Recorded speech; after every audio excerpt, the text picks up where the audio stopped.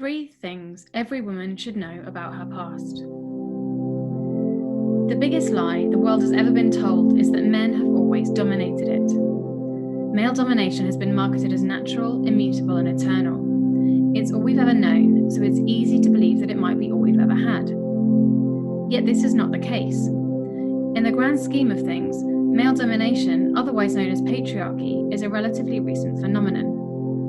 However, because it came just before our first extant written records, what has been passed down to us is what male victors wanted us to believe, not necessarily what was actually true. In this video, I'm going to tell you 3 things you didn't learn in school and probably would never have known if I didn't tell you now. These 3 things have been buried for millennia. The first is that all society used to be matrilineal. In case you've not heard the term, matrilineal means descending from the mother's line. Nowadays, the majority of societies are patrilineal, descending from the father. We take our father's names, and he would have taken his father's name, and his father would have taken his father's name before him. A woman is given her father's name, but then when or if she marries, she takes her husband's name, and her line is lost. But this did not used to be the case. In all of our etymology, and in fragments of our earliest documents, we see clues to a past where people followed their mother's line. Early Chinese dynasties traced their descent from women, and in ancient Greece, Arabia, and Rome, descent was originally matrilineal. In Egypt, royalty was transmitted through the female line up to and after Cleopatra's day, and female descent was found also among the early Teutons, the Celts, the Picts, and Eskimos. There are even societies that remain matrilineal today. A matrilineal belt runs across Africa, and matrilineal societies survive among the Mosu of China, the Minangkabau of Indonesia, and the Kasai of India, among others. The second fact is that all society used to be centered around women. Our oldest communities were organized by matriclan. This is not matriarchy as it's commonly portrayed, but matricentricity.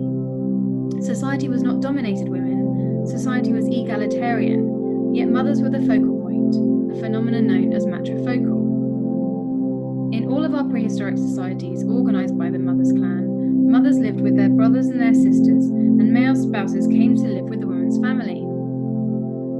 This arrangement is called matrilocality, as opposed to patrilocality.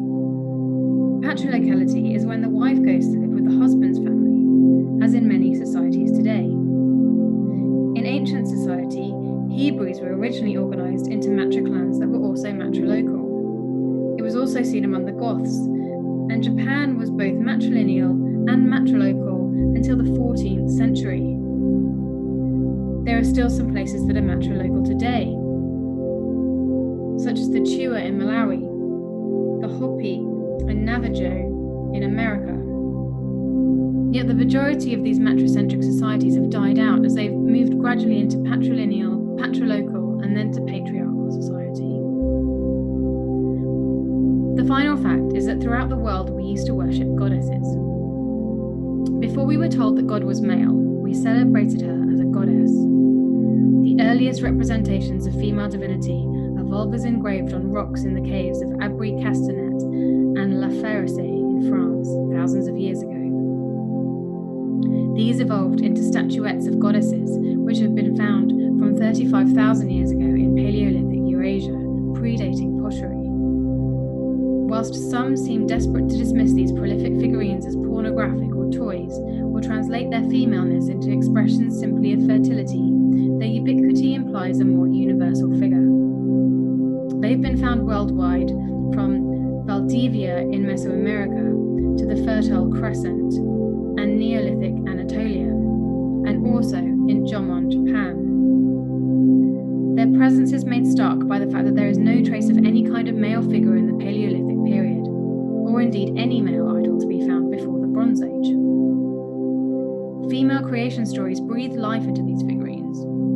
Our very earliest creation stories were at the hands of goddesses. For example, the Sumerian goddess Namu, who created the sky and the earth, and the Babylonian goddess Tiamat, who gave birth to gods and goddesses who were with her consort. There is also the Dahomey's goddess Mawu and the Chinese goddess Nuwa, who created the earth. Goddesses were clearly originator creatresses and a central part of our religious past in every continent of the globe.